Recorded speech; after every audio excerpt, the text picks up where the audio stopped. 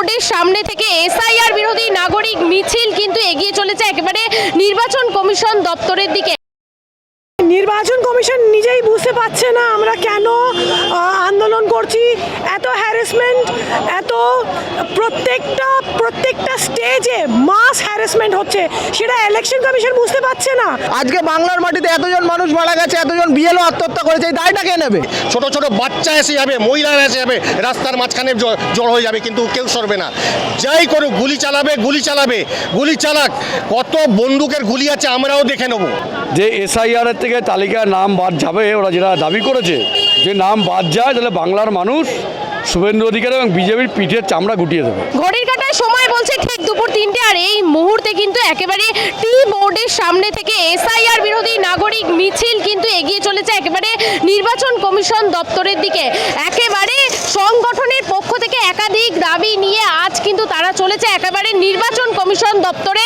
সেই ছবি আমরা দেখতে পাচ্ছি, একেবারেই কিন্তু টি বোর্ডের সামনে প্রচুর সংখ্যক মানুষ তারা জমায়েত হয়েছে এবং একেবারে বেশ কয়েকটি দাবি নিয়ে তারা আজকের এই মিছিল। আন্দোলন তো শুধু ওই লোক দেখানোর আন্দোলন না, এইটা বৃহত্তম আন্দোলনের পরিণত করার জন্য এই ছোট্ট একটা এক্সাম্পল, নমুনা দেখানো হয়েছে।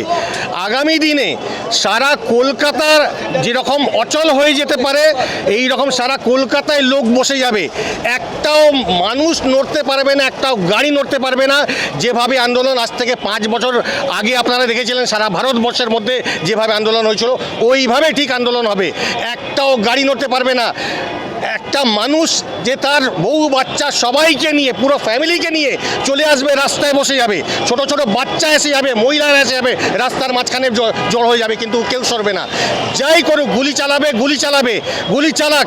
কত বন্দুকের গুলি আছে আমরাও দেখে নেব। সংগঠনের পক্ষ থেকে জানানো হচ্ছে তারা অসাংবিধানিক ও বেআইনি এসআইআর প্রক্রিয়া বাতিলের দাবিতেই সরব হয়েছেন। অভিযোগ, এসআইআর কার্যক্রমের জেরে 18 জন বিএলও সহ মোট 144 জন মানুষের মৃত্যুর ঘটনা ঘটেছে, যার দায় নির্বাচন কমিশনকেই নিতে হবে বলে দাবি করছেন আন্দোলনকারীরা। নাগরিক সমাজের বক্তব্য, রাজনৈতিক উদ্দেশ্য প্রণোদিতভাবে এসআইআর ব্যবহার করে ভোটাধিকার খর্ব করার চেষ্টা চলছে, যা কোনোভাবেই মেনে নেওয়া হবে না। তাই নিজেদের গণতান্ত্রিক অধিকার রক্ষার সাধারণ মানুষকে এই মিছিলে প্রচুর সংখ্যক মানুষ যোগ দিয়েছেন এবং এইসব ভোটাধিকার যে খর্ব করা হচ্ছে তার দাবিতেই কিন্তু আজকে তারা রাস্তায় নেমেছেন। রাজ্যের মুখ্যমন্ত্রী কালকে যা বলেছেন তাতে আশঙ্কা হচ্ছে 1,20,00,000 মানুষের বা ভোটাধিকার চলে যাবে। এইটা কোনো সভ্য গণতান্ত্রিক দেশে এটা হতে পারে না, চলতে পারে না। আমরা চিফ ইলেকটোরাল অফিসার অরিন্দম নিয়োগীর সঙ্গে দেখা করলাম। আমি মন্দার জামিল আমাদের নেতৃত্বে, আমার শক্তিমান ঘোষের নেতৃত্বে আর মোহাম্মদ রাফে মাহমুদ সিদ্দিকির সঙ্গে আমরা 3 জন ডেপুটেশন আমরা মিট করলাম অরিন্দম নিয়োগীর সঙ্গে ওনার অফিসে। He gave us a patience hearing, a very patience hearing. খুব ভালোভাবে আমাদের সমস্ত কথাগুলো শুনলেন। আমরা যা মেমোরেন্ডাম তৈরি করেছিলাম সেই মেমোরেন্ডামটা ওনাকে দিলাম। একদিকে শ্রমিক ভট্টাচার্য একরকম গল্প শোনাচ্ছে, আর একদিকে শুভেন্দু অধিকারী আর একরকম গল্প শোনাচ্ছে। আসলে এরা পাবলিককে রাবড়ি বানানোর চেষ্টা করছে। একদিকে একজন আগুন লাগাচ্ছে আর একদিকে একজন হাওয়া করছে। শুভেন্দু অধিকারীও বুঝে গেছে যে লক্ষ লক্ষ নাম বাতিল হতে চলেছে এবং তারা জেনুইন ভোটার। সেই জেনুইন ভোটারদের কাছে উনি এখন ন্যাকা সেজে ভালো সাজার চেষ্টা করছেন।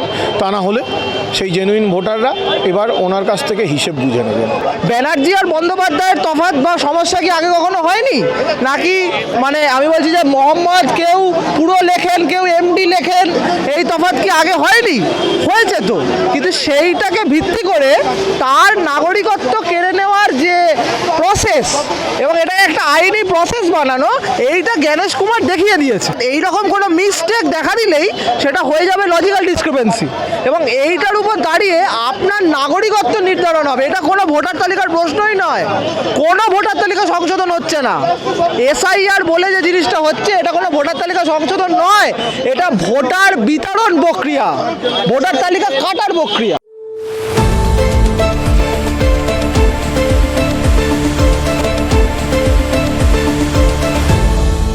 আপনারা দেখছেন এই বেলা বাংলা, শিরোনামে সবার আগে।